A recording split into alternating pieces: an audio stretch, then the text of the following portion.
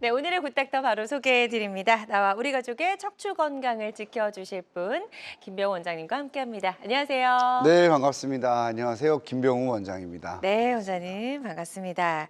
자, 과거에는요 이런 척추 질환, 허리 통증 정말 중장년층에게만 속했던 그런 네. 질환인데 요즘은 그런 것 같진 않아요. 요즘 젊은 분들도 허리 아파서 병원 가시는 분들 굉장히 많으시더라고요. 네, 맞습니다. 예전에는 제가 레지던트 했다만 해도 네, 그냥 5, 60대 이상의 이 나이대들이 맞아요. 하는 병이었어요. 그래서 그리고 70대 정도만 돼도 수술은 못 하는 걸로. 네, 그래서 정말로 이제 아침에 의사들이 모두 모여서 컨퍼런스라는 걸 하거든요. 맞아요. 환자에 대해서 오늘 이런 치료 계획을 가질 거고 음. 어떤 위험성이라 이런 걸 서로 의견을 공유하는 그런 건데 이때 70대가 나오면은 아, 이거 꼭 수술해야 되냐. 어, 이런 얘기가 되게 많이 나왔는데 네. 지금은 뭐 사실상 70세가 가장 많은 수술을 많이 받으시는 연령대인 것 같고요.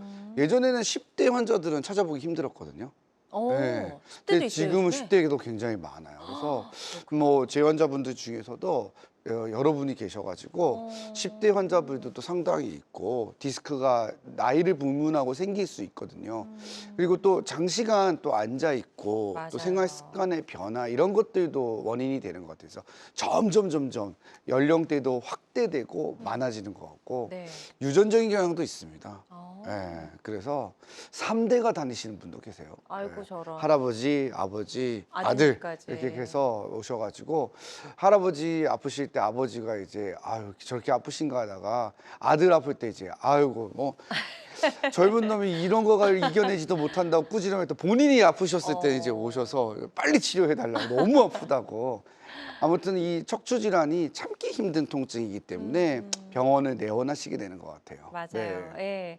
지금 이제 표에서도 보셨지만 뭐 디스크, 척추관 협착증 이제 대표적인 척추 질환이라고 할 수 있는데 특히나 협착증 같은 경우에는 이제 보는 분들에 따라서 약간 이제 기준이 좀 다르다 이런 얘기들이 있으시더라고요. 예, 맞습니다. 협착증이라는 단어가 워낙에 이제 유명한 병명이잖아요. 그래서 네. 사실 대한민국 국민이라면은 다 아시죠. 예, 협착증, 뭐 협심증도 또 심장질환이잖아요. 네. 자, 이렇게 협자가 라는 거는 좁아졌다는 뜻이거든요. 맞아요. 그러니까 뭔가 좁아진 거예요. 좁아졌다는 뜻이어서 신경관이 좁아졌다는 뜻이에요. 좁아졌다는 뜻이고 그게 좁아지면서 통증을 일으킨다라는 뜻인데 이게 이제 우리 박 아나운서께서 말씀하셨던 부분이 어떤 거냐면은 이게 디스크 때문에도 좁아질 수 있겠죠. 그쵸. 그렇죠. 예, 네네. 생각을 해보면 그렇죠. 맞아요. 그러면 이제 디스크 때문에 좁아진 거는 협착증일까요, 디스크일까요? 아, 이게 애매한데요? 그렇죠. 네. 그런 부분이 있어요. 그래서 아. 사실상 의사들 입장에서는 큰 차이가 있지는 않아요. 아. 네, 환자들한테는 이제 협착증과 디스크라고 하는 거에 대한 어감이 다른 것 같아요. 환자 입장에서는 협착증이라고 하면은 이제 뭐 조금 약간 더 겁을 내세요. 아, 이거 결국에 수술한다는 병. 이렇게 이해를 어. 많이 하시는 거고 네. 디스크라고 하면은 그냥 조금 더 금방 치료될 수 있을 것 같은 느낌을 많이 가지시는 것 음. 같아요. 물론 뭐 저의 개인적인 견해이긴 합니다만은 그런 것 때문에 진료실에서 저 같은 경우에는 진료를 하다가 이제 협착증이라고 말씀을 드리면은 좀 놀래시는 분도 있고, 어. 예, 그런 경우가 있고 협착증의 증상이 좀 다양해요. 그렇군요. 예, 그렇기 때문에 환자 입장에서 나는 사실상 다리만 저린데 허리는 아픈 적이 없는데 나는 엉덩이가 아파서 왔는데 선생님 협착증이라고 하니까 좀 놀라실 때가 있는 거죠. 네. 또 두 번째는 선생님들이 협착증이라는 설명을 많이 하세요. 어. 엑스레이를 찍었을 때 우리가 퇴행성 질환 소견을 보이게 되면 엑스레이를 보면은 70대 엑스레이는 무언가 변화가 있겠죠. 그렇죠.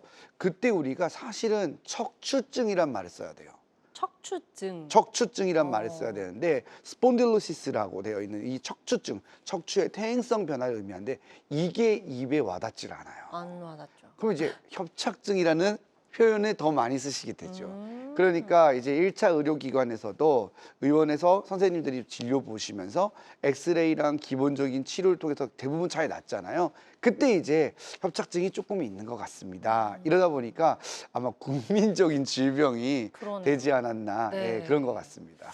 그래요. 그래서 이게 뭐 이제 어떤 질환인지가 진단이 명확하게 내려져야지만 치료법을 선택할 수 있기 때문에 치료법도 사실 굉장히 좀 다양해지고 있잖아요. 그렇죠? 맞습니다. 치료법이 상당히 다양해서 오늘 이제 슬라이드를 통해 가지고 추후에 오늘 또 최신 치료법 중에 하나인 내시경에 대한 이야기를 되게 많이 할 텐데 선생님들마다도 여기에 따라서 또 의견이 조금 갈리는 부분도 있고 네. 그러다 보니까 이제 환자분들이 많이 헷갈려 하세요. 그래서 어떤 게 진짜 맞는 치료법인지 그리고 이 선생님 저 선생님이 이야기가 다르니까 많이 헷갈려 하시는 게 또 맞아요. 척추 질환인 것 같습니다. 네. 자, 그래서 이제 다양한 치료법 중에서 일단 환자의 증상과 상태에 맞게 또 나에게 가장 적합한 방법을 찾는 게 가장 중요할 것 같은데요. 척추 질환 치료 단계 좀 설명해 주실까요? 네, 뭐 항상 보여드리는 슬라이드인 것 같고 모든 선생님들이 이야기하시는 건데요. 네. 단계별인 거고 결국에는 비수술 치료가 당연히 첫 번째로 원칙이고요. 보통은 6주 정도를 꼭 하도록 우리가 이야기를 많이 권고합니다. 그런데 이제 환자분들이 그게 이제 못 참게 되거나 했을 때 이 비수술 치료와 수술적 치료 사이에 있는 거에서 고민을 많이 하시게 되거든요. 그게 이제 우리가 예전에는 시술이라고 설명을 많이 드렸어요. 근데 이제 요 시술도 따지고 보면은 굉장히 다양해요. 그래서 오늘은 그 2단계에 있는 치료 방법 중에서 네. 비수술은 아닌 수술이지만 채소 침습 방법을 이용해서 하는 내시경 치료에 대해서 아마 좀 중점을 두고 제가 자세하게 설명드리고 또 잘 치료되었던 환자 사례들 중점으로 해서 오늘은 많이 설명드릴 것 같습니다. 네. 그러니까 시술과 수술의 뭐 차이다, 중간이다, 뭐 이런 이야기들도 굉장히 많았는데 이제 비침습 치료, 이렇게 좀 이야기가 바뀌어졌어요. 최소 침습으로. 채소 네. 침습 치료. 네, 그래서 최소 침습 치료에 대해서 이제 구체적으로 좀 더 살펴보도록 하겠습니다. 오늘 이제 PSLD 단일공 척추 내시경 치료에 대해서 더 자세하게 알아볼 텐데요. 다양한 척추 치료법 중에 하나라는 점 말씀을 드리고요. 모든 치료는 정확한 진단 후에 환자의 증상과 상태에 맞게 적절하게 선택을 해야 된다는 점 꼭 기억해 주시길 바랍니다. 김병 원장님과 함께하고 있습니다. 척추 질환 치료법들 알아보고 있고요. 지금 허리가 많이 불편하셨거나 또 치료 수술도 받았는데 그럼에도 불구하고 계속해서 좀 통증이 있어서 너무 힘들다 하시는 분들은 상담 전화 주시면 좋을 것 같습니다. 02-6677-0012번, 02-6677-0012번으로 전화 주시면 저희가 김병 원장님과 상담 받아보실 수 있게 연결을 해드리도록 하고요. 자, 지금 많은 분들이 전화 상담 참여를 해주고 계십니다. 접수 상황 잠시 살펴보도록 하겠습니다. 자, 먼저 50대 남성분이 전화를 주셨어요. 재채기를 한 뒤에 갑자기 허리가 아픕니다. 라고 하셨고 찜질 파스 정도 해보셨는데 통증이 좀 지속됐던 모양이에요. 전화 주신 거 보니까요. 네. 병원에 한번 가실 필요가 있을까요? 우선은 뭐 이게 만일에 재채기를 한 그 일자가 중요하죠. 네, 얼마나 예. 됐는지. 예, 예를 들어서 2달 전에 했는데 지금까지 아프다. 그러면 병원에 무조건 가야 됩니다. 그쵸. 예. 근데 어제 아니면 오늘 아침에 했다면 두고 보셔도 돼요. 일반적으로는요. 그래서 일자가 굉장히 중요해서 상당한 시간이 소요됐거나 아니면 하루 이틀이라도 정말 꼼짝달싹이 안 된다. 그러면 병원을 바로 오셔야 됩니다. 예, 그 점 잘 기억해 두시면 도움이 될 것 같습니다. 네, 좋습니다. 일단 아픈 지가 얼마나 된지 잘 한번 살펴보시고 조금 시일이 지났는데도 계속 통증이 있다면 지금 바로 병원에 가시는 게 좋다라고 말씀해 주셨으니까요. 이 부분 참고하시면 좋을 것 같고요. 다음 사연 하나 또 만나보도록 하겠습니다. 이번에는 70대 여성분 전화를 주셨어요. 협착증 진단을 받으셨고 걸을 때 엉덩이, 종아리 뒤쪽이 아픕니다. 라고 하셨고 6개월째 신경주사를 맞고 계시다고 합니다. 네. 자, 어떻게 하는 게 좋을까요? 뭐 이분 같은 경우에는 오늘 소개시켜 드리는 치료 방법에 해당이 될 수도 있을 것 같아요. 그래요? 이게 방송상에서 이야기하는 거 보니까 저도 조심스러워지는데 지금 6개월 정도 신경주사 치료라는 것을 하고 있잖아요. 그러다 보면 이제 비수술적으로는 충분한 치료를 하고 있는 거라고 볼 수 있거든요. 네. 예. 그러면 이러한 경우에 MRI도 분명히 찍었을 가능성이 높고 그러면 이제 좁아진 범위도 어느 정도 알 수 있을 텐데 만일 일정 정도 이상의 협착증이 분명히 존재하고 통증도 확실한데 지금 6개월 가량 비수술 치료를 적극적으로 했는데도 효과가 없으면 일반적인 비수술적인 시술 방법으로는 잘 치료 안 되는 경우가 많아요. 그렇군요. 그러면 이런 분들한테 또 유압술이라고 해서 나사를 박아서 고정을 시켜주는 또 가장 전통적인 아주 효과적인 수술 방법이 하나 더 있죠. 이걸 하게 되면은 환자분 입장에서는 굉장히 딜레마예요. 난 이 정도까지는 하기 싫은데, 그죠? 근데 누구누구는 시술했을 때는 금방 또 재발해서 결국 수술했다던데, 이럴 때 오늘 소개시켜드리는 그런 내시경적 감압술을 통해서 채소 침습 수술 방법을 할 수 있지 않을까 하는 생각이 조금 드는데, 아무래도 이게 방송에서 단편적인 걸 보고 제가 결론을 내리긴 좀 어렵고, 그쵸. 네, 그런 생각이 들고 좀 이런 거를 참고해서 오늘 방송을 보시면서 도움이 됐으면 좋겠습니다. 네, 좋습니다. 지금 상담해 주신 내용 바탕으로 한번 치료 계획 잘 세워보셨으면 좋겠고요. 다양한 증상과 궁금증 전화로 물어봐 주고 계십니다. 02-6677-0012번 상담 전화 계속해서 활짝 열어놓도록 할게요. 그리고 전화상이다 보니까 저희가 보다 명확하게 진단을 내려드리는 데는 어느 정도 한계가 존재할 수 있다라는 점 말씀을 드리고요. 가까운 병원에 내원하셔서 전문의 정확한 진단을 받으시길 권유를 드리겠습니다. 자, 비수술과 수술, 중간 단계 치료법이라고 설명해 주셨어요. PSLD 단일공 척추 내시경 치료에 대해서 조금 더 이제 구체적으로 알아볼 텐데요. 방법을 좀 더 자세하게 좀 설명 들어볼게요. 알겠습니다. 내시경이라고 하는 것은 우리가 이제 의학적으로 굉장히 많이 사용되는 도구예요. 네. 위대장 내시경 들어보셨잖아요. 그죠? 네. 예, 그것도 아실 거고. 그 다음에 이제 가장 적절하게 여러분들한테 이해를 돕게 해줄 수 있는 방법은 바로 이제 우리 복강경이라는 수술이 있어요. 그렇죠? 요즘은 뭐 한번 떠올려 보시면 시청자분들도 그러시고, 우리 박 아나운서도 한번 떠올려 보시면 네. 요즘은 배를 개복해서 수술한다는 걸 많이 못 들어보셨을 거예요. 맞아요. 거의 그렇죠. 그런 것 같아요. 예, 거의 다 복강경으로 수술을 했다더라. 아니면은 이제 로보트를 이용해서 뭐 수술을 했다더라. 맞아요. 이런 이야기 듣게 되는데, 그런 것들이 전부 다 최소 침습 수술 방법이에요. 그러니까 오늘 소개시켜드리려는 내시경 치료 방법도 엄밀히 말해서는 수술적 영역에 속하는 게 맞기 때문에 제가 환자분들한테 치료를 할 때 동의서를 받거나 처음에 설명드릴 때도 꼭 수술입니다라고 이야기를 드려요. 왜냐하면 이게 시술이라고 하면 국민적인 감성이 비수술을 의미하거든요. 예.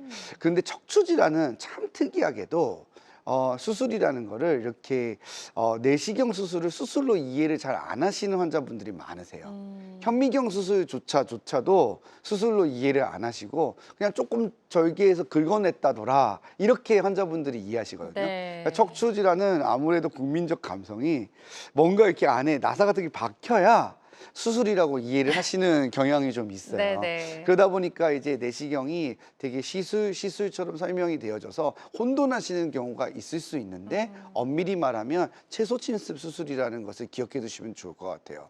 그래서 요게 과정이 네. 우리가 내시경을 이용해서 진행을 하게 되는데, 내시경은 어떤 것을 사용하느냐에 따라서 명명법이 조금씩 바뀌게 돼요. 근데 오늘은 제가 구멍을 하나 뚫어서 진행하게 되는 단일공 척추 내시경에 대해서 중점적으로 설명드리고, 또 사례도 같이 보여드리면서 왜 이런 치료 방법을 선택했는지 자세히 설명드리겠습니다. 네.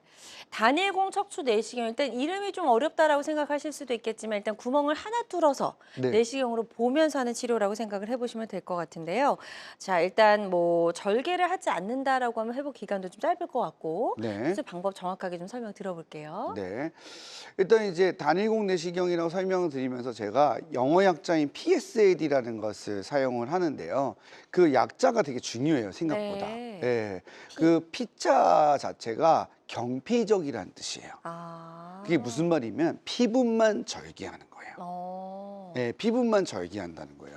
그 다음에 내시경을 집어넣어서 직접 병번을 보고 깎아내고 넓혀준다는 것인데, 여기서 우리가 알아야 될 중요한 사실이 하나 있어요. 그게 뭐냐면은 우리가 절개를 할 때는 피부층만 절개하는 것이 있고 근육과 인대층도 절개하는 게 있겠죠. 근데 이거는 경피적이어서 피부만 절개하는 방식으로 들어가서 네. 내시경을 근육층을 가르고 들어가는 거예요. 근데 근육이 살 수가 있는 거죠. 척추에서는 근육이 하는 역할이 굉장히 커요. 그쵸. 우리가 많은 선생님들이 또 저명하신 명의들께서도 항상 나오셔서 설명하시는 대중적인 강의의 1번은 뭐죠? 허리는 운동이고 강화한다라고 되어 있어요. 근육의 중요성이 굉장히 중요하거든요. 그러다 보니까 이 경피적인 내시경을 사용하게 되면은, 만일에 우리가 기존의 수술 방법으로 피부를 조금만 절개해서 견인기를 넣어서 수술을 했던 거랑 경피적인 내시경을 넣은 거랑은 수술 후에 사진이 달라요. 네, 견인기를 넣어서 수술을 하게 되면은 쉽게 말해서 근육이 박리돼요. 아, 그러면 근육에 손상이 오게 되고 그렇죠. 근육을 쉽게 말해서 먹여 살리는 공급 혈관도 손상이 오게 되면은 근육이 죽고 위축이 오게 되어 있는데 경피적인 내시경은 피부만 절개해서 들어가는 방식이기 때문에 중간은 그냥 지나가는 거예요. 그 다음에 후궁절제술이라고 해서 우리가 말하는 일반적인 절개술과 똑같이 뼈를 깎아내고 황색인대도 제거하고 추간공도 넓힐 수 있고 디스크도 제거할 수 있는 거예요. 이러한 기술이 발전을 할 수 있었던 이유는 광학 장비의 발달이 굉장히 중요했습니다. 그래서 예전에는 이게 좀 어려웠었어요. 이 장비 자체가 퀄리티도 좀 떨어졌고 화질이 나빠서 제한적으로 사용하게 되는데 네. 지금은 뭐 4K 화질로 사용하게 되기 때문에 정말로 미세한 혈관과 그런 것까지 전부 다 관찰이 가능합니다. 그래요. 흉터도 한번 볼게요. 흉터도 아주 작을 것 같다는 생각이 들거든요. 네, 맞습니다. 다루셨습니다. 1cm 남짓이라고 보시면 될 것 같고요. 내시경의 크기에 따라서 7mm에서 1cm 사이에서 왔다 갔다 하게 되는데 1개월 정도 경과하게 되면은 피부 결을 따라서 절개를 하기 때문에 거의 나타나지는 않습니다. 그러네요. 그래서 우리가 보통 어떠한 치료 방법이 되었든 간에 침습적인 정도가 클수록 회복 기간은 길어지거든요. 그쵸. 그러니까 침습적인 정도가 짧기 때문에 회복 기간이 매우 짧아서 상당히 수술 후에 회복이 빠른 치료 방법이라고 할 수 있습니다. 네. 그럼 이제 어디까지 치료가 가능한지도 궁금합니다. 이게 이 척추 내시경으로 이제 되는 범위가 좀 있을 것 같거든요. 맞아요. 예전에는 내시경이 처음에 이제 1세대 때 우리가 제일 많이 썼던 건 옆구리로 들어가는 내시경이었어요. BLD 내시경이라는 내시경인데 그 내시경은 드릴이 들어갈 수 없었기 때문에 협착증 치료가 좀 어려웠습니다. 네. 그래서 디스크에 대해서 치료를 했고 파열이 심하거나 아니면은 흘러서 많이 내려간 다운 마이그레이션 된 디스크 같은 경우에는 좀 제한적이다라는 그런 단점이 있었는데 네네. 지금의 내시경은 그런 것들이 많이 극복이 돼서요. 어. 슬라이드에서 보시는 것처럼 그냥 척추 수술의 대부분이 가능합니다. 예, 그렇게 보시면 되고 지금은 이제 내시경을 이용해서 나사를 고정하는 내시경화 유압술도 하고 있습니다. 그렇기 때문에 아마 제 생각에는 계속 이 패러다임은 바뀔 것 같고 네. 앞으로의 흐름도 내시경 쪽으로 갈 것 같아요. 그러는데 내시경은 이제 아무래도 이렇게 이해를 하시면 돼요. 아직은 그래도 내시경보다는 절개술이 익숙하신 선생님들이 더 많으세요. 그렇게 보시면 되고 그리고 데이터가 좀 덜 쌓였다고 생각하시는 선생님들도 있는 건 사실이에요. 그런데 지금은 예전에 제가 처음 내시경에 대한 이야기를 했을 때는 좀 그런 경향이 강했는데 지금은 뭐 저희 신경외과나 혹은 정형외과 학회에서도 전부 다 가장 트렌드한 치료 방법이고 거의 입증이 돼서 앞으로는 이쪽 방향으로 갈 거라고 많은 선생님들이 생각하고 있고 저도 거기에 대해서 뜻을 같이 하고 있는 편입니다. 그렇군요. 자, 그렇다면 이 이제 PSLD 척추 내시경 치료가 어떤 분들에게 좀 많이 도움이 될 수 있을까요? 네, 이 치료 방법은 이렇게 이해하시면 돼요. 예, 우선은 기존의 비수술적인 치료 방법들, 지속적인 의미 있는 신경 차단술이라든지 주사 이런 것들을 지속적으로 했는데 점점 효과가 짧아지거나 효과가 없으신 분들 혹은 우리가 일반적으로 알고 있는 풍선신경 확장술이나 신경 성형술과 같은 경막의 카테터 시술을 했는데도 효과가 없었던 사람들 네. 그리고 유압술을 해야 된다는 이야기를 많이 듣기는 하는데 나의 통증 정도는 그 정도가 아니라고 느끼시는 분들 왜냐하면은 이 수술을 결정하는 척추 수술을 결정하는 가장 큰 이유는 뭐예요? 안 아프기 위해서예요. 그렇죠. 그렇기 때문에 내 통증을 기준으로 결정하시면 돼요. 나는 뭐 이 정도에서는 요 정도는 생각하지 않는데 그러시는 분들한테 우리가 감압술을 통해서 대부분의 것을 효과적으로 치료할 수 있기 때문에 이런 치료 방법들이 이런 치료 대상에서 굉장히 효과가 있을 수 있을 거라고 예상이 됩니다. 네, 좋습니다. PSLD 단일공 척추 내시경 치료에 대해서 설명 들어보고 있고요. 다양한 척추 치료법 중에 하나라는 점, 그리고 모든 치료는 정확한 진단 후에 환자의 증상과 상태에 맞게 적절하게 선택을 해야 된다는 점 꼭 기억해 주시길 바랍니다. 여러분은 지금 우리 가족 건강지킴이 굿닥터와 함께하는 건강 매거진 시청하고 계십니다. 알쏭달쏭 건강상식 고민하지 마세요. 건강 매거진 굿닥터가 1대1로 상담해 드립니다. 02-6677-0012번으로 문의하시면 되는데요. 생방송이 진행되는 동안에만 굿닥터와 상담을 도와드리니까요. 02-6677-0012번으로 지금 바로 전화주세요. 유튜브에서 실시간 방송 시청과 다시 보기 시청이 가능합니다. 유튜브에서 건강한 환경을 검색하시면 되는데요. 알짜 건강정보 본방송도, 아쉽게 놓친 다시 보기 방송도 이제 유튜브에서 즐겨보세요. 유튜브 검색창 건강한 환경입니다.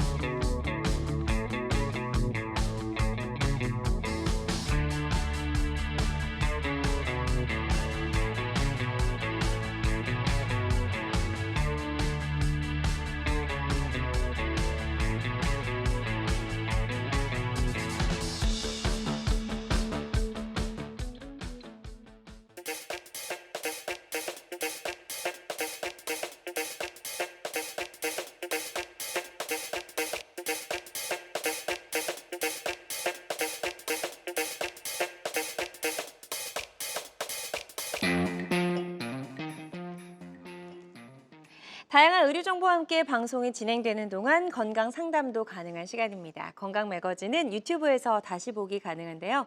유튜브에서 건강한 환경 검색하시고 많이 찾아와 주시면 좋을 것 같습니다. 자, 그럼 지금부터는요, 비교적 예후가 좋았던 PSLD 척추 내시경 치료에 대해서 한번 살펴보도록 하겠습니다. 자, 첫 번째 사례는 74세 여성분의 사례가 준비되어 있네요. 네, 74세 여성 환자분 사례를 준비했는데요. 오른쪽 엉덩이 통증 때문에 오셨고, 네. 그다음에 이제 허리하고 다리까지 통증이 있었던 분이에요. 이분 같은 경우에는 이제 타병원에서 시술을 했던 경험이 있는데, 꼬리뼈 쪽으로 우리가 가장 많이 하는 시술 방법이죠. 신경 성형술이라든지 풍선 확장술 같은 시술을 받으셨었어요. 예, 저도 상당히 많이 하는 치료 방법 중에 하나고, 경도의 척추 질환에서는 상당히 효과가 있어요. 네. 예, 그런데 이제 어느 정도 이상 진행이 되게 되면은 효과가 없는 경우가 많고, 시간이 지나서 금방 재발을 할 수 있거든요. 그러다 보니까 이제 환자분들이 결국에는 시술하면 재발한다더라라는 생각을 많이 하시게 되는데, 좋은 치료 방법인 건 맞아요. 맞기는 맞는데, 또 비용이라든지 또 치료에 대한 시간이라든지 그런 것들을 많이 고려해 봤을 때는 또 환자 입장에서는 조금 더 환자의 입장에서 의사가 생각해 줬으면 하는 부분이 있는 맞아요. 그런 치료법이기도 하죠. 이분 같은 경우에는 연세가 74세이신데 뼈가 굉장히 약해요. 예, 골다공증이 상당히 심한 상태였고, 네. 몸이 굉장히 마르신 분이었어요. 그래서 걸어 들어오셨을 때도 굉장히 힘든 상태로 걸어 들어오셔서 거의 휠체어를 타고 들어오셨거든요. 예. 근데 이제 환자한테 잘 물어봐야 돼요. 이제 휠체어를 6개월 동안 타지는 않아요. 그렇죠? 그렇지 않겠어요? 그렇죠. 예, 휠체어를 탔다는 거 6개월 동안 탔으면 이건 거의 장애에 가까운 그쵸. 거니까, 환자분께서 나는 아픈 게 5년 되었다라고 말을 하지만, 자세히 잘라서 물어보면은 최근에 악화된 요소가 있는 거예요. 그렇죠. 네, 그 부분을 캐치해서 환자의 여러 가지 병 중에서 한 가지를 치료해 주려고 하는 게 내시경 치료를 할 때 임하는 의사의 자세이고, 또 진단에 대한 차이점이라고 보시면 될 것 같아요. 네. 그거를 제가 MRI 보면서 한번 좀 자세히 설명을 드릴게요. 네. 이 나이가 많으셔서 타병원에서는 수술이 어렵다라는 이야기를 했어요. 자, 우리가 수술이라는 거를 이야기할 때는 여러 가지가 있죠. 서진 아나운서도 유압술. 그렇죠. 또 네. 뭐 있죠? 네. 나사 받는 유압술. 네, 그리고 현미경 수술도 현미경 있고. 수술도 있고. 그렇죠. 네. 여러 가지가 있죠. 긴장돼요. 자꾸 질문하지 마세요. 그러다 보니까 유압술이 어렵다는 뜻이에요. 네. 왜냐하면 뼈가 굉장히 약하기 때문에 만약에 유압술을 하려면 뼈가 단단해야 돼요. 그쵸. 예, 우리가 딱딱한 곳에서는 어떤 못을 박으면 고정이 잘 되겠지만 그쵸. 딱딱하지 않은 것은 흔들거릴 수가 있죠. 근데 한번 흔들거리기 시작하는 나사는 유압을 못 이뤄놓게 되고 불유압이 지속되면 그때는 굉장히 골치 아파져요. 그러면 척추 수술 후 통증 증후군과 같이 수술이 실패한 상태가 되는 불유압이 되거든요. 네. 그럼 이렇게도 저렇게도 어려운 상태가 돼요. 물론 최근에는 골다공증 치료제들이 좋아졌기 때문에 유압술에 대한 성적도 매우 좋아진 건 사실이에요. 근데 몸도 너무 마르고 기력도 쇠하면 아무래도 의사 입장에서도 이 수술 자체가 조금 과하다라고 생각이 들 수밖에 없죠. 네. MRI를 보면서 조금 이야기를 왜 그럼 유압술 얘기가 나왔는지 설명을 좀 드릴게요. 지금 보시면 MRI가 세 가지가 있어요.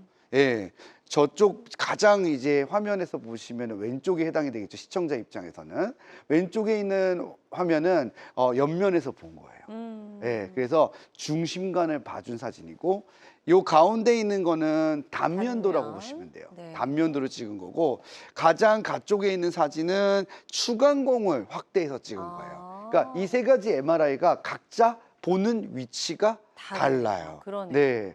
그러면 의사 입장에서는 자, 순서대로 몇 번이 좁아졌는지를 판단을 하죠. 그쵸. 자, 그럼 번호를 우리 다 같이 한번 매겨 볼게요.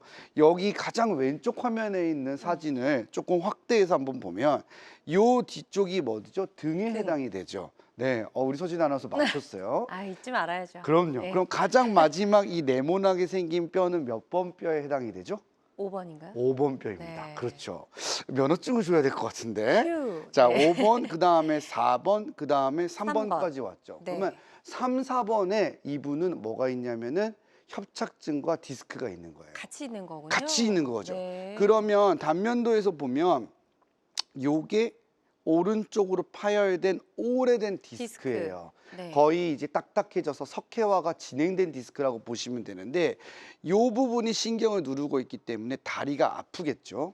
하지만 추간공을 보면 추간공도 막혀 있는 것을 알 수 있어요. 여기에 보면은 3번과 4번 사이의 구멍은 어떻죠? 그럼 좀 까맣고 작아져 네, 까맣고 있네요. 작아져 예. 있고 그 다음에 위에 구멍들은 하얗게 다 잘 보이잖아요. 그리고 참고로 아래 보면은 구멍 하나가 더 막혀 있죠. 그렇죠. 네. 그러면 이분은 병명이 어떻게 되는 거냐면 5번하고 엉덩이 1번에는 분리성 전방전이증을 갖고 있는 거예요. 그러면서 3, 4번에 디스크가 파열됐고 그리고 추간판 탈출증과 함께 협착증이 있는 거예요. 그렇죠. 그러면 의사 입장에서는 눈에 보이는 MRI를 보고 이거를 수술 결정을 하려면은 가장 다 고친다고 한다면 나사를 3번부터 천추 1번까지 박아야 돼요. 너무 여러 마디인데요. 그렇죠. 네. 그럼 나사가 8개예요. 네.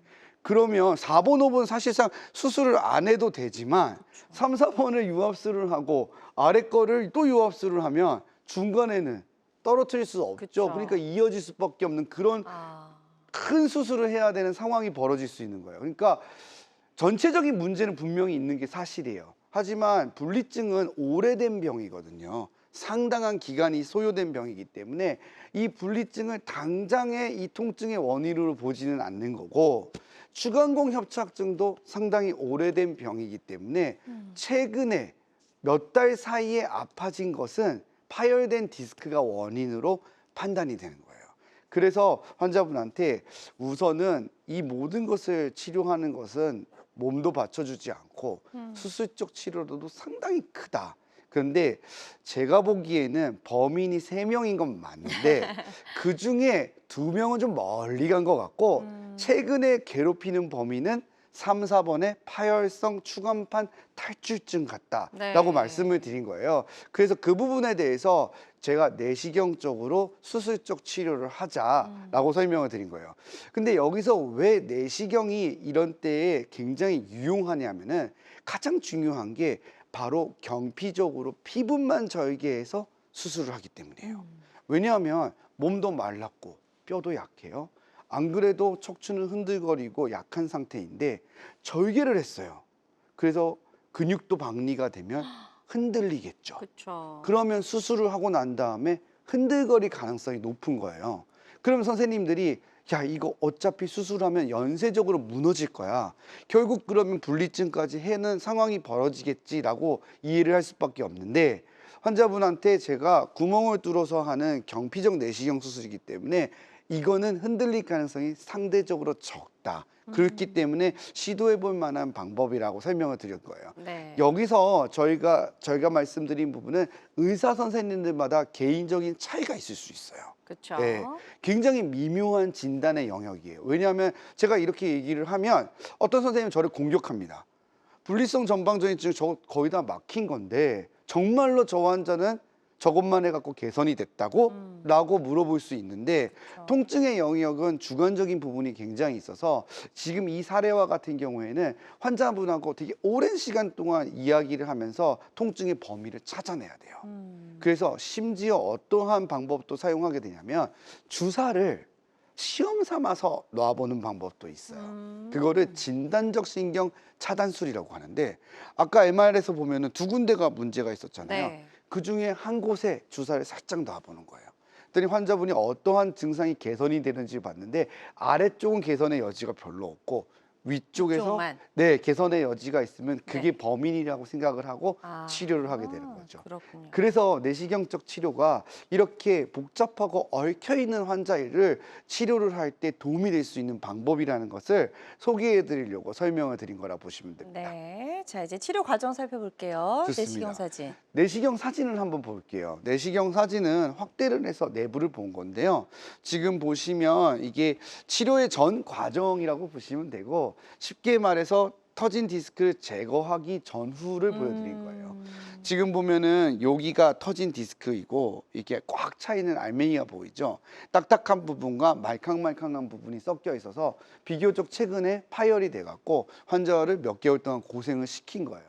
5, 6년 동안 고생을 시킨 병하고는 또 다른 것인 거죠.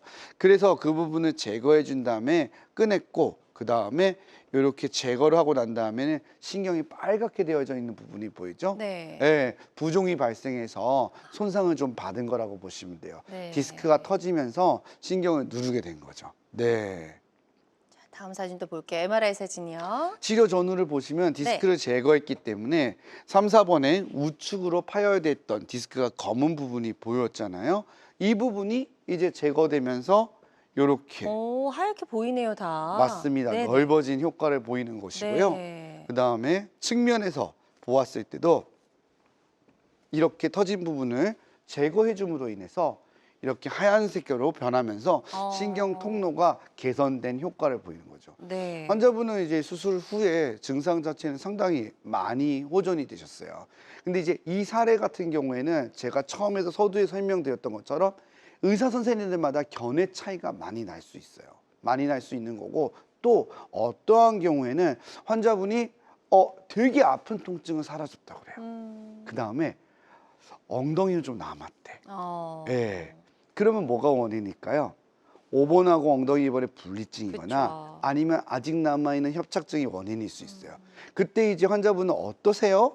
다니실만 하세요? 아니면은 지금 상태도 생활이 많이 불편하세요? 그러면은 아니 이 정도는 내가 생활하는데 문제 없다라고 하면 그 부분에 대해서는 신경 주사를 놓는다든지 여러 가지 치료 방법을 이용해 가지고 비수술 쪽으로 끌고 갈 수가 있는 거예요. 네. 그러니까 결국에는 척추 수술을 하는 이유는 통증을 없애기 위해서죠. 그럼요. 네. 그러면 내가 수술로 인해서 혹 때려다가 혹 붙이는 경향이 생기면 안 돼요.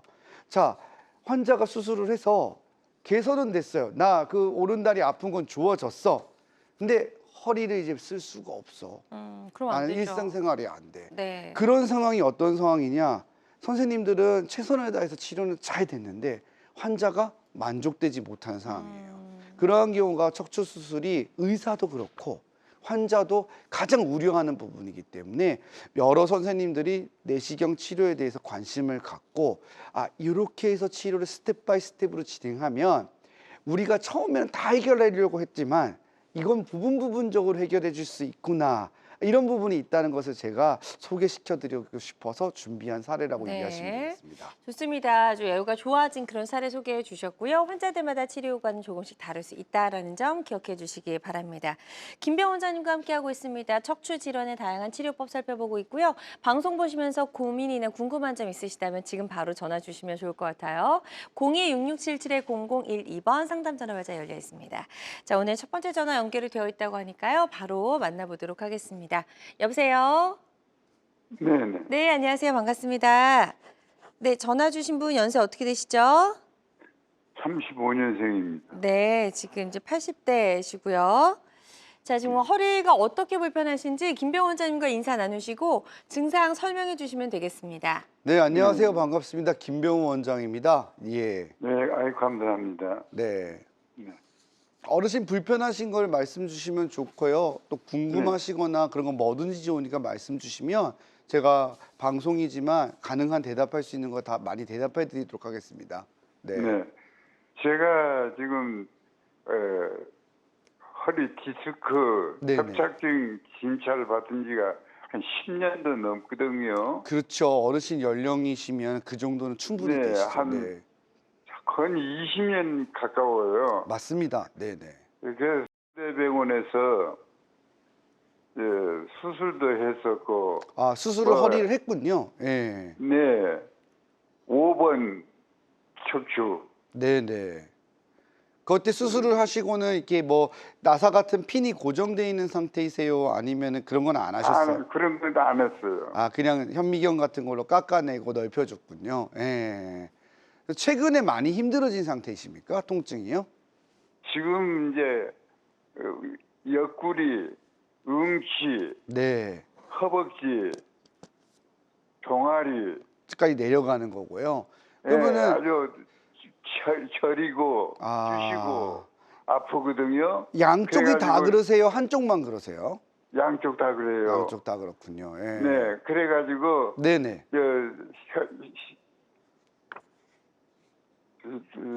파킨슨 상급을 받았어요. 어떤 걸요? 대병원에서 네네네. 파킨슨 파킨슨병 진단을 받으셨어요. 예. 네. 그래서 그 약도 치료하고 계시고. 떨리고 몸이 떨리고. 예. 네. 주잔재지고 그렇군요. 걸어가다가도 힘이 없어가지고 주잔재돼 버려요. 그렇군요. 지금은 그러니까 파킨슨병도 협착증하고 디스크 질환이 있는 가운데 또 진단을 받으셔서 약물 치료를 하고 계시는 거고. 네. 그러면 지금 우리가 하시고 있는 치료 방법 중에서 신경 주사라든지 병원에 가면 맞는 치료들이 있잖아요. 그런 것도 하고 계세요? 그런 치료는 지금 안 하고 안 하고 계셔요? 약만 먹죠. 약만 먹고 계시는군요. 아마 네. 연세가 있으셔서 치료가 아무래도 조심스러운 것 같은데 지금은 그러면 지금 말씀하신 것 중에서 저리고 아픈 게 힘드세요? 아니면은 잘 걷지 못하고 힘이 빠지고 흔들거리는 게 불편하세요?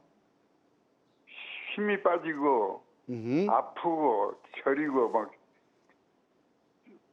쑤시고 그렇군요. 아픈 거. 제 생각에는 어르신 이게 네네. 복잡한 질환을 여러 가지를 갖고 있기 때문에 네네.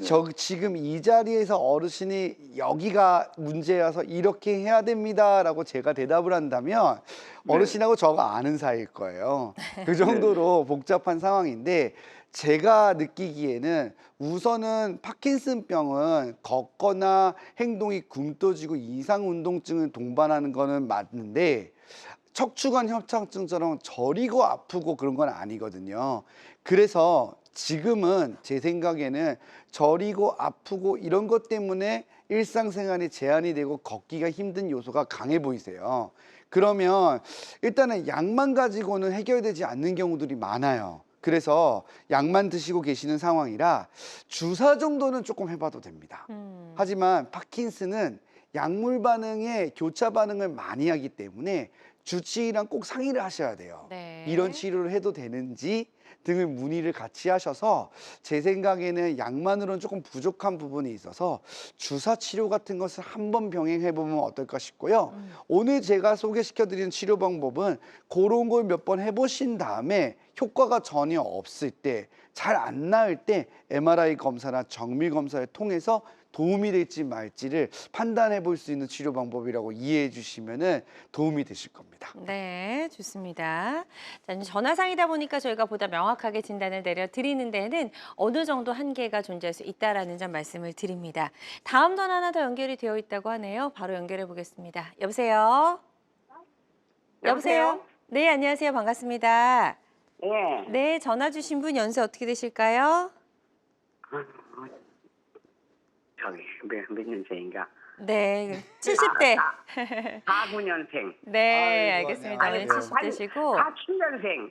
네네, 네네. 알겠습니다. 원 나이는 47년생이에요. 네. 아, 네, 어머니. 안녕하세요, 어머니. 김병호 원장입니다. 예. 네, 뭐 45년생이든 9년생이든 크게 상관없습니다. 예. 예. 많이 불편하신 게 뭔지 물어보시면 제가 대답해 드릴게요. 가장 힘드신 게 어디세요? 아니 저는 이렇게 앉아 있는 건 오래 앉았어도 괜찮은데 네네.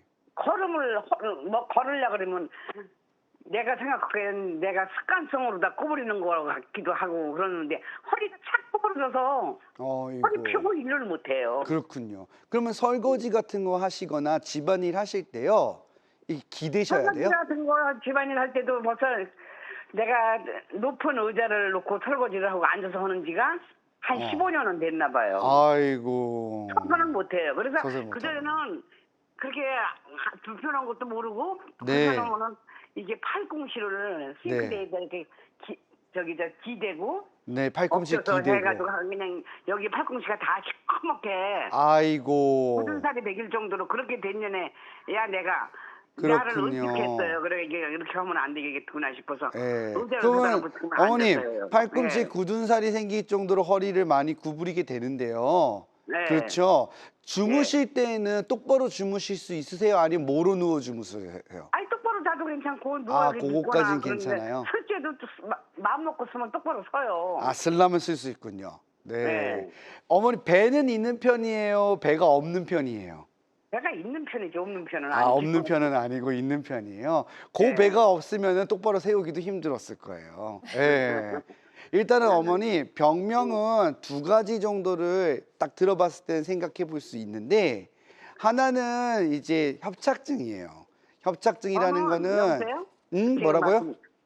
제가요. 네네. 4번, 5번 뼈를 5번 수간판이 뭐 튀어나왔대나 그걸 뭐 디스크가 튀어나왔대나 그래가지고. 그러실 수 있어요. 왜냐하면 한 고기가 15년 튀어나와서. 전에, 예. 15년 전에 수술을 했어요 한번. 아이고, 그러셨구나. 그러면 수술을 그랬는데 했을 때 크게 절개를 했어요? 뭐 나사가 박혀 있어요?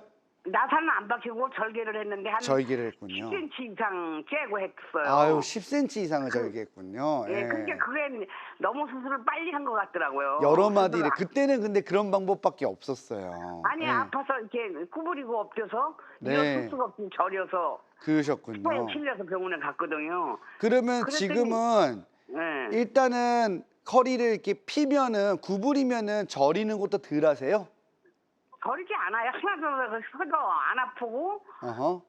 펴도 안 아프고 저기 앉아있어도 아무렇지도 않은데 구부려지는 게 문제군요. 구부러지는 게 문제고 아이고. 구부러지는 게 제일 문제예요. 그러면 허리 어머님 무거워서 병명은 협착증, 제가 앞에 말씀을 드렸잖아요. 두 개일 가능성이 있는데, 첫 번째는 협착증이고, 이건 수술을 하고 깎아서 넓혀주고 10cm 정도 절개했다 했잖아요. 네. 두 번째 병명은 조금 이름이 어려운데, 퇴행성 척추 후만증이라는 병이에요. 그러니까 허리가 구부러진다는 뜻이죠. 예, 꼬부랑 할머니가 되는 형태의 병이 되는 건데, 이게 이제 척추의 뒤쪽에 수술을 하고 근육이 없어지고 배도 없고 그러면서 이렇게 구부러지는 거예요. 그러면 이런 분들은 뭐가 위험하냐면은 척추 골절이 잘 생겨요. 그래서 조심을 하셔야 되고 골다공증 치료를 열심히 하셔야 돼요. 그리고 모든 사람이 그런 건 아닌데 고기를 잘 안 먹어요. 예, 그냥 국에다가 말아서 드시거나 그냥 나물 반찬하고 드시거나 그런 경우들이 많아서 네. 단백질 섭취가 좀 필요해서 동반된 근감소증이나 골다공증에 대한 치료도 좀 같이 해주시는 게 좋아요. 네. 복잡한 병이어서 사실상 지금 이 방송만을 통해서 설명드리기는 좀 어렵거든요. 나중에 또 그 문의하신 부분들을 통해 가지고 제가 기회가 되면 한번 더 설명을 드려봤으면 좋겠어요. 네, 좋습니다. 상담해 주신 내용 잘 참고하셔서 치료 계획 세워 보셨으면 좋겠습니다. 자, 그리고 이제 전화로 또 사연을 남겨주신 분들이 계셔서 또 바로 만나보도록 하겠습니다. 자, 60대 여성분이시고 10년 전 허리 수술 받았는데 다리와 엉치가 저리고 통증이 있다라고 하셨어요. 80대시군요. 자, 한방 치료를 받아보셨고 이분은 어떤 치료가 좀 필요할까요? 우선은 정밀 검사인 것 네. 같아요. 일단은 10년 전에 허리 수술을 했기 때문에 척추 자체에는 변화가 분명히 왔을 겁니다. 예, 왔을 거고 조금 다른 변화가 오게 되거든요. 수술을 하게 되면요. 그래서 이거에 대해서 어떤 변화가 왔는지 체크를 한번 다시 해보는 게 좋을 것 같고요. 네. 그 정밀 검사를 보고 지금 이제 한방 치료만 하셨다고 적혀 있는데 네. 저는 한의사가 아니기 때문에 한방 치료가 뭔지는 잘 몰라요. 그래서 저희 쪽에서 할 수 있는 기본적인 치료부터 단계별로 진행해 보시면 될 것 같아요. 네, 좋습니다. 지금 설명해 주신 내용 참고하셔서 치료 잘 받아보셨으면 좋겠습니다. 이 얘기 나누다 보니까 어느덧 또 마무리할 시간이 됐어요, 원장님. 네. 네. 자, 이 치료를 고려 중이거나 앞두고 계신 분들이 반드시 알아야 할 주의사항 어떤 게 있을까요? 우선은 제가 방송을 통해서 소개를 시켜드리거나 말씀드릴 때 가장 조심스러운 거는 나는 저 치료를 받으면 다 나을 거다라는 생각이 굉장히 크세요. 네. 왜냐하면 환자분 입장에서는 아픈 마음이 얼마나 답답하겠습니까? 그럼요. 가족이 아플 때 그 심정도 정말 충분히 공감하고 이해를 하는데 환자는 그 개개인의 차이가 상당히 있을 수 있어요. 그래서 제가 오늘 소개드렸던 사례도 이렇게 볼 때는 저렇고 저렇게 볼 때는 저럴 수 있거든요. 그렇기 때문에 환자 맞춤형으로 치료를 꼭 해야 된다는 것을 이해해주고 네. 치료 방법을 먼저 결정하고 온다기보다는 선생님의 이야기를 잘 들어보고 내 증상을, 내 상황을 잘 이해해 줄 수 있는 게 저 선생님이 맞나 그 부분을 맞아요. 가장 많이 고려하시면 통증과 관련된 치료이기 때문에 아마 진료를 보실 때 도움이 되지 않을까 싶습니다. 네, 좋습니다. 잘 기억해 두시면 도움이 될 수 있을 것 같습니다. 오늘 다양한 척추 관련 치료법 살펴봤습니다. 모든 치료법에는 부작용이 따를 수 있고 개인마다 치료 효과가 다르다는 점, 그리고 전문의와의 상담을 통해서 적절한 치료를 받는 것이 가장 좋은 선택이라는 점 꼭 기억해 주시기 바랍니다.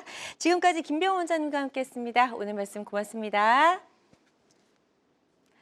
네, 건강 매거진 위드 굿닥도 함께 하셨고요. 실시간 시청자 상담은 생방송 도중에만 가능합니다. 그리고 유튜브에서 건강한 환경 검색하시고 유튜브도 많이 찾아와 주시면 좋을 것 같습니다. 남은 주말도 건강하고 행복하게 보내세요. 고맙습니다.